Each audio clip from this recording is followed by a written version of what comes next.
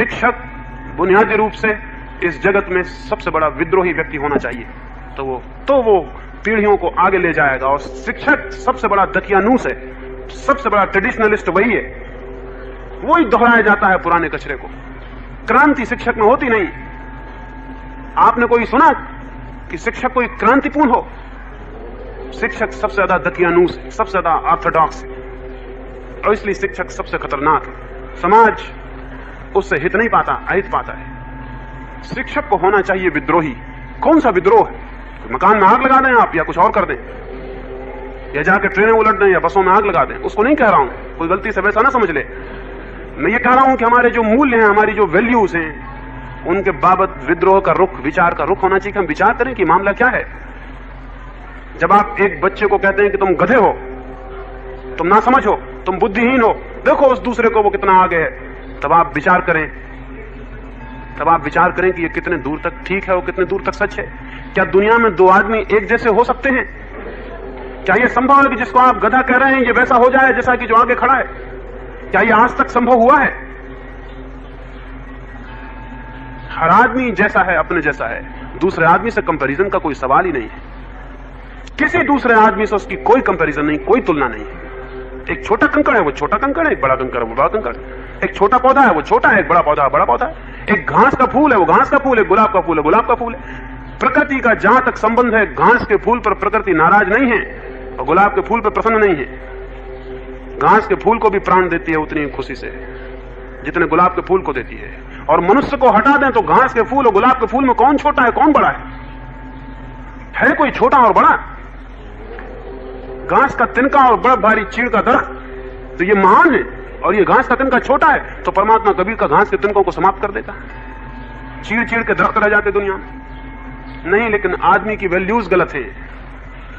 यह आप स्मरण रखें। इस संबंध में मैं आपसे कुछ गहरी बात कहने का विचार रखता हूं, वो ये कि जब तक दुनिया में हम एक आदमी को दूसरे आदमी से कंपेयर करेंगे, तुलना करेंगे, तब तक हम एक गलत रास्ते पर चले जाएंगे। वो गलत रास्ता यह होगा कि हम हर आदमी में दूसरे आदमी जैसे बनने की इच्छा पैदा करते हैं, जबकि कोई आदमी किसी दूसरे जैसा न बना है और न बन सकता है।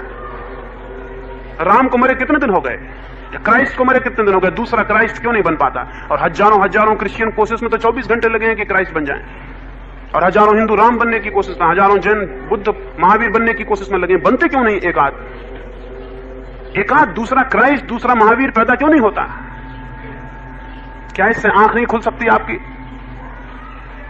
मैं रामलीला के रामों की बात नहीं कह रहा हूं, रामलीला में बनते हैं राम नहीं, आप समझ लें कि उनकी चर्चा कर रहा हूं। कई लोग राम बन जाते, वैसे तो कई लोग बन जाते। कई लोग बुद्ध जैसे कपड़े लपेट लेते हैं, बुद्ध बन जाते हैं। कोई महावीर जैसा कपड़ा लपेट लेता या नंगा हो जाता, महावीर बन जाता। उनकी बात नहीं कर रहा, वो सब रामलीला के राम, उनको छोड़ दें। लेकिन राम कोई दूसरा पैदा होता है। यह आपको जिंदगी में भी पता चलता है कि ठीक एक आदमी जैसा दूसरा आदमी कहीं हो सकता है। एक कंकड़ जैसा दूसरा कंकड़ भी पूरी पृथ्वी पर खोजना कठिन है। एक जड़ कंकड़ जैसा। यहां हर चीज यूनिक है, हर चीज अद्वितीय है, और जब तक हम प्रत्येक की अद्वितीय प्रतिभा को सम्मान नहीं देंगे, तब तक दुनिया में प्रतियोगिता रहेगी, प्रतिस्पर्धा रहेगी, तब तक दुनिया में मारकाट रहेगी, तब तक दुनिया में हिंसा रहेगी, तब तक दुनिया में सब बेईमानी के उपाय करके आदमी आगे होना चाहेगा, दूसरे जैसा होना चाहेगा। और जब हर आदमी दूसरे जैसा होना चाहता है तो क्या फल होता है? फल यह होता है, अगर एक बगीचे में सब फूलों का दिमाग फिर जाए, या बड़े बड़े आदर्शवादी नेता वहां पहुंच जाएं, या बड़े बड़े शिक्षक वहां पहुंच जाएं और उनको समझाएं कि देखो चमेली का फूल चंपा जैसा हो जाए, चमेली का फूल चंपा जैसा, चंपा का फूल जूही जैसा, क्योंकि देखो जूही कितनी सुंदर है। और सब फूलों को अगर पागलपन आ जाए, हालांकि आ नहीं सकता क्योंकि आदमी से पागल फूल नहीं है, आदमी से ज्यादा जड़ता उनमें नहीं है कि उस चक्कर में पड़ जाए शिक्षकों के, उपदेशकों के, सन्यासियों के, साधुओं के, आदर्शवादियों के चक्कर में कोई फूल न पड़ेगा। लेकिन फिर भी समझ लें, कल्पना कर लें कि कोई आदमी पहुंच जाए और समझाए उनको ये चक्कर आ जाए और चमेली का फूल चंपा का फूल होने लगे, तो क्या होगा उस बगिया में? उस बगिया में फूल फिर पैदा ना होंगे, उस बगिया में फिर फूल पैदा नहीं हो सकते, उस बगिया में फिर पौधे मुरझा जाएंगे, मर जाएंगे। क्यों? क्योंकि चंपा लाख उपाय करे तो चमेली नहीं हो सकती। वो उसके स्वभाव में नहीं, वो उसके व्यक्तित्व में नहीं, वो उसकी प्रकृति में नहीं। चमेली तो वो चंपा हो ही नहीं सकती। लेकिन क्या होगा? चमेली होने की कोशिश में वो चंपा भी नहीं हो पाएगी, वो जो हो सकती थी उससे भी वंचित रह जाएगी।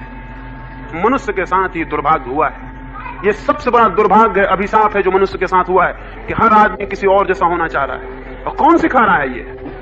ये षड्यंत्र कौन कर रहा है? करके, हजार हजार साल से शिक्षा कर रही है। वो कह रही राम जैसे बनो, बुद्ध जैसे बनो, या अगर पुरानी तस्वीरें जरा फीकी पड़ गई तो गांधी जैसे बनो, विनोबा जैसे बनो, किसी न किसी जैसे बनो, लेकिन अपने जैसे बनने की भूल कभी मत करना। किसी जैसे बनना, किसी दूसरे जैसे बनो, क्योंकि तुम तो बेकार पैदा हुए, असली में तो गांधी मतलब से पैदा हुए। तुम्हारा तो बिल्कुल बेकार है, भगवान ने भूल की जो आपको पैदा किया। तो अगर भगवान समझदार होता, राम और गांधी और बुद्ध ऐसे कुछ 10-15 आदमी के टाइप पैदा कर देता दुनिया में।